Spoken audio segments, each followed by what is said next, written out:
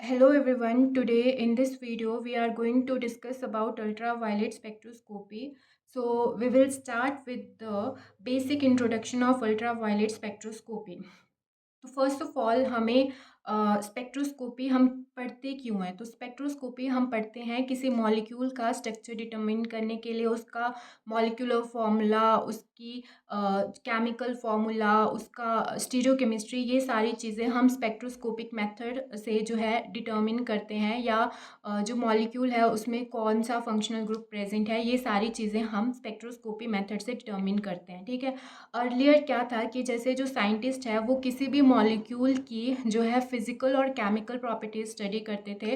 For example molecule का boiling point, melting point या density, या मॉलिक्यूल किस तरह के रिएक्शन दे रहा है, उस बेसिस पे हम क्या करते थे, जो है मॉलिक्यूल का स्ट्रक्चर डिटरमिन करते थे। बट विद टाइम आपके स्पेक्ट्रोस्कोपिक मेथड डेवलप होते हैं, and these are most useful and most commonly use method for determination of the structure या स्ट्रक्चरल एनालिसिस में। तो सबसे पहले हम बात करते हैं जब स्पेक्ट्रोस्कोपी में, तो इसमें हम क्या करते हैं कि एक मॉलिक्यूल है, उसमें हम जो है इलेक्ट्रोमैग्नेटिक रेडिएशंस को पास कराएंगे। ठीक है।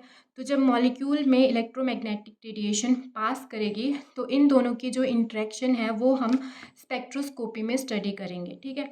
तो जैसे कोई आपका मॉलिक्यूल है, ठीक है, तो आपको पता है कि जो मॉलिक्यूल होता है वो आपका रिजिड तो नहीं होता है। मॉलिक्यूल आपका, कोई भी मॉलिक्यूल है वो आपका कॉन्स्टेंटली वाइब्रेट और रोटेट करता रहता है। ठीक है। जब मॉलिक्यूल को हमने इलेक्ट्रोमैग्नेटिक रेडिएशंस जो है प्रोवाइड कराई, तो क्या होता है कि मॉलिक्यूल की एनर्जी में जो है इंक्रीज हो जाता है, और उसकी वजह से मॉलिक्यूल की वाइब्रेशनल और रोटेशनल एनर्जी लेवल में भी इंक्रीज हो जाता है। ठीक है। तो जब आपका किसी भी मॉलिक्यूल पे आपने इलेक्ट्रोमैग्नेटिक रेडिएशन डाली तो मॉलिक्यूल क्या करता है, लोअर स्टेट से, एनर्जी स्टेट से आपकी हायर एनर्जी स्टेट में चला जाता है। ठीक है।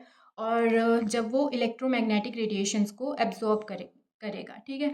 तो ये मॉलिक्यूल आपका एब्जॉर्प्शन स्पेक्ट्रा देता है, और उस एब्जॉर्प्शन स्पेक्ट्रा में आपके डिफरेंट बैंड्स और पीक्स मिलते हैं आपको, जो हम आगे स्टडी करेंगे। और उन बैंड्स और पीक्स के बेसिस पे ही हम क्या करते हैं, फिर उस मॉलिक्यूल का स्ट्रक्चर डिटरमिन करते हैं। तो मतलब कि जब भी आपके किसी मॉलिक्यूल के ऊपर रेडिएशंस डालेंगे हम, ठीक है, इलेक्ट्रोमैग्नेटिक रेडिएशन पास करेंगे, वो मॉलिक्यूल उसको एब्जॉर्ब करेगा, और जब वो एब्जॉर्ब करेगा तो उसके रोटेशनल और वाइब्रेशनल एनर्जी लेवल में चेंज होगा। अगर हम मॉलिक्यूल को लोअर एनर्जी रेडिएशन देते हैं तो उसके रोटेशनल वाइब्रेशनल एनर्जी लेवल में चेंज होता है। अगर मॉलिक्यूल को हायर एनर्जी रेडिएशंस देते हैं हम, तो क्या होता है कि मॉलिक्यूल के रोटेशनल और वाइब्रेशनल एनर्जी लेवल के साथ साथ उसमें जो है इलेक्ट्रॉनिक ट्रांजिशन भी हो जाती है। ठीक है। तो ये सारी चीज़ें हम स्पेक्ट्रोस्कोपी में पढ़ेंगे। ठीक है।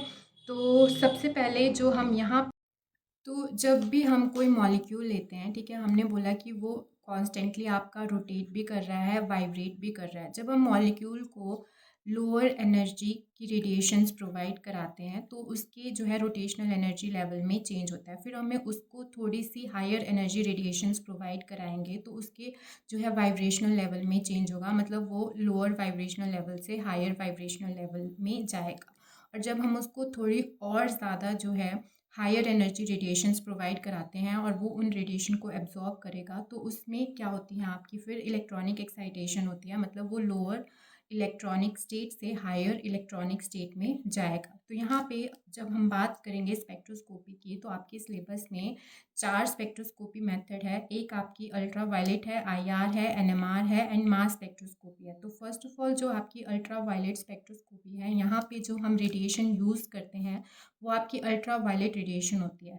In comparison to IR radiation, जो अल्ट्रा वायलेट रेडिएशन होती है इसकी एनर्जी कैसी होती है, हायर होती है। तो जब भी हम किसी मॉलिक्यूल को जो है अल्ट्रा वायलेट रेडिएशन प्रोवाइड कराएंगे तो वो मॉलिक्यूल उन रेडिएशन को एब्जॉर्ब करेगा, उसकी एनर्जी इंक्रीज होगी, तो उसमें क्या होता है, आपके इलेक्ट्रॉनिक ट्रांजिशन होती है। तो ये जो अल्ट्रा वायलेट जो स्पेक्ट्रोस्कोपी है इसको हम इलेक्ट्रॉनिक स्पेक्ट्रोस्कोपी भी बोलते हैं। ठीक है। फिर जो नेक्स्ट है आपकी आईआर स्पेक्ट्रोस्कोपी, यहाँ पे हम आईआर रेडिएशंस यूज़ करते हैं। जो ये आईआर रेडिएशन है in comparison to ultraviolet radiation, इसकी एनर्जी कैसी होती है, कम होती है। तो यहाँ पे जब हम मॉलिक्यूल को आईआर रेडिएशंस प्रोवाइड कराते हैं तो मॉलिक्यूल उसको एब्जॉर्ब करता है, उसके वाइब्रेशनल लेवल में चेंज होता है। ठीक है, मॉलिक्यूल जो है लोअर वाइब्रेशनल लेवल से हायर वाइब्रेशनल लेवल को जाएगा। ठीक है, इसमें क्या होता है कि इस स्पेक्ट्रोस्कोपी को हम वाइब्रेशनल स्पेक्ट्रोस्कोपी भी बोलते हैं।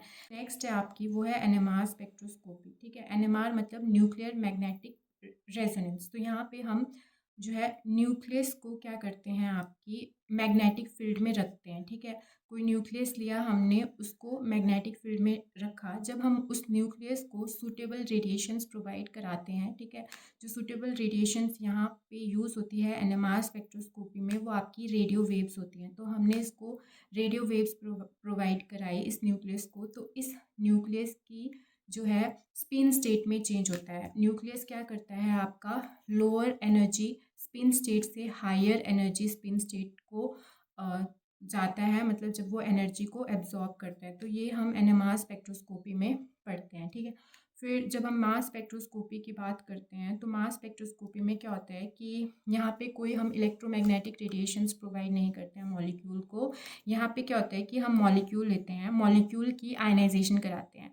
तो बेसिकली क्या होता है कि जैसे मॉलिक्यूल है, यहाँ से अगर हमें एक इलेक्ट्रॉन बाहर निकालना है तो हमें 10 इलेक्ट्रॉन वोल्ट की एनर्जी सफिशेंट होती है। बट इस मेथड में हम क्या करते हैं, मॉलिक्यूल को हायर जो है एनर्जी प्रोवाइड कराते हैं। मतलब हम एक इलेक्ट्रॉन लेंगे, 70 इलेक्ट्रॉन वोल्ट की एनर्जी होगी जिसकी, उसको बम्बार्ड करा देंगे इस मॉलिक्यूल के साथ। अब मॉलिक्यूल का क्या होगा, जब हमने इसके साथ ये हायर एनर्जी इलेक्ट्रॉन को बम्बार्ड कराया तो यहाँ से एक इलेक्ट्रॉन निकल जाता है और मॉलिक्यूल इस तरह से एम पॉजिटिव और साथ में इलेक्ट्रॉन बाहर निकल जाता है। ये मॉलिक्यूलर आयन बोलते हैं हम इसको, कि मॉलिक्यूलर आयन ये फॉर्म करता है। ठीक है, तो ये जो एम पॉजिटिव होता है इसके पास और भी एनर्जी होती है, तो ये फर्दर आपका क्या कर जाता है, इसमें फ्रेगमेंटेशन हो जाती है। तो इस मेथड में हम ये जो फ्रेगमेंटेशन पैटर्न है ये स्टडी करते हैं और उस बेसिस पे हम क्या करते हैं फिर, जैसे मॉलिक्यूल का molecular weight and mass find out करते हैं। ठीक है, तो ये हमने 4 तरह की स्पेक्ट्रोस्कोपी मेथड के बारे में इंट्रोडक्शन लिया। तो जो आपकी अल्ट्रावायलेट स्पेक्ट्रोस्कोपी है, इसको बेसिकली हम जैसे मॉलिक्यूल में कितने डबल बॉन्ड प्रेजेंट हैं जो कॉन्जुगेशन में है, वो हम अल्ट्रावायलेट स्पेक्ट्रोस्कोपी में स्टडी करते हैं। जो आईआर स्पेक्ट्रोस्कोपी है, इसमें हमें जो फंक्शनल ग्रुप मॉलिक्यूल में प्रेजेंट है उसके बारे में हमें ये पता चलता है आईआर स्पेक्ट्रोस्कोपी में। ठीक है, तो जो नेचर ऑफ फंक्शनल ग्रुप है वो हमें आईआर स्पेक्ट्रोस्कोपी के थ्रू पता चलता है। और जो एनएमआर स्पेक्ट्रोस्कोपी है, तो इससे हम मॉलिक्यूल का पूरा स्ट्रक्चर डिटर्मिन करेंगे और इससे हम इवन जो है मॉलिक्यूल की स्टीरियोकेमिस्ट्री को भी डिटर्मिन कर सकते हैं। तो इस तरह से ये सारे जो है स्पेक्ट्रोस्कोपी मेथड हम यूज़ करते हैं। ठीक है, और ये जो स्पेक्ट्रोस्कोपी मेथड होती है, इनके एडवांटेजेस ये हैं कि जैसे हम क्या करते हैं कि स्मॉल जो है क्वांटिटी लेंगे सब्सटेंस की, और स्मॉल क्वांटिटी से ही हम उस सब्सटेंस के बारे में उसका स्ट्रक्चर, उसकी केमिकल फॉर्मूला, ये सारी चीज़ें हम डिटर्मिन कर सकते हैं। यहाँ पे आपका ये मेथड आपका टाइम कंज्यूमिंग भी नहीं होता है, विद इन आपको सेकंड्स में आपको पता चल जाता है कि वो मॉलिक्यूल कौन सा है, उसमें कौन सा फंक्शनल ग्रुप प्रेजेंट होता है। और ये मेथड हाईली सेंसिटिव होता है और हाईली रिलायबल मेथड होता है। ठीक है, तो जो आपका मॉलिक्यूल है, जो यहाँ हमने जो सैंपल लिया हुआ है वो आपका एज इट इज़ आपको वापस भी मिल जाता है, सिर्फ ये जो आपकी मास स्पेक्ट्रोस्कोपी है इसको छोड़ के। ठीक है, तो ये इतना इम्पॉर्टेंट नहीं है बट ओके है। ठीक है, तो इतना पढ़ने के बाद हम नेक्स्ट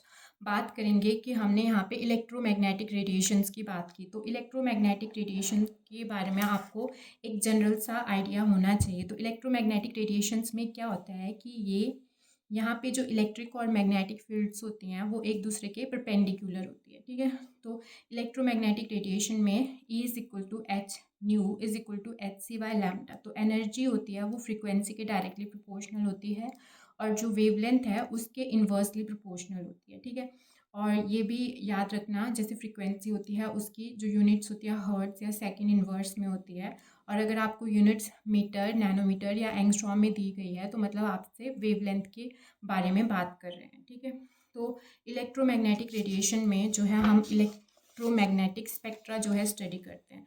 तो इलेक्ट्रोमैग्नेटिक स्पेक्ट्रा में इंक्रीजिंग ऑर्डर ऑफ आपका फ्रीक्वेंसी होता है इस तरह से। पहले आपकी रेडियो वेव्स आती है, ठीक है, फिर microwaves, IR, visible, ultraviolet, X ray, gamma rays and cosmic rays, ठीक है। तो इस लेफ्ट टू राइट आपकी क्या करती है, आपकी फ्रीक्वेंसी इंक्रीज हो रही है। इसको किसी निमोनिक से याद कर लेना। मैंने जिस निमोनिक से याद किया है वो है कि रेडियो में आई वचन यू एक्स गर्लफ्रेंड से चैट नहीं करूँगा। तो जैसे आप गर्लफ्रेंड से चैट करोगे तो आपकी हार्ट बीट इंक्रीज होती है। हार्ट बीट इंक्रीज हो रही है तो मतलब आपका फ्रिक्वेंसी आपकी इंक्रीज हो रही है। तो ये फिज़िक्स वाला एक चैनल है, मैंने उधर से लर्न किया हुआ है, ठीक है। तो ये हो गया कि आपका ये रेडियो वेव्स होगी रेडियो में, ये आपकी माइक्रोवेव्स हो गई, ठीक है। आई, ये आईआर हो गई, वचन ये विजिबल हो गई, ये अल्ट्रा वायलेट रेस हो गई, ये एक्स रेस होगी, आई वचन यू एक्स गर्लफ्रेंड ये आपकी गामा रेस हो गई, और ये कॉस्मिक रेस हो गई। तो लेफ्ट टू राइट आपका क्या हो रहा है, फ्रिक्वेंसी इंक्रीज हो रहा है। तो ये आपका एक प्रीवियस ईयर नहीं, हाँ मतलब जो आपका अभी HPRC ने एग्ज़ाम कंडक्ट कराया था उसमें ये क्वेश्चन पूछा था कि which of the following electromagnetic wave have shortest wavelength. तो आपको पता है कि फ्रिक्वेंसी और वेवलेंथ आपकी इन्वर्सली प्रोपोर्शनल है। तो अगर आपकी left to right frequency increase हो रही है तो वेवलेंथ डिक्रीज़ हो जाएगी। तो आपसे शॉर्टेस्ट पूछी है, तो लेफ़्ट टू राइट आपकी क्या हो रही है, वेवलेंथ डिक्रीज़ हो रही है। तो यहाँ से आप आंसर निकाल सकते हो कि जो शॉर्टेस्ट वेवलेंथ है वो किस चीज़ की है, ठीक है। तो यहाँ पे मैं लिख दूँगी कि decrease in wavelength left to right. तो ये आप मुझे कमेंट सेक्शन में आंसर दोगे, ठीक है। मैं कमेंट सेक्शन में ही इसका आंसर दे दूँगी आपको। फिर हम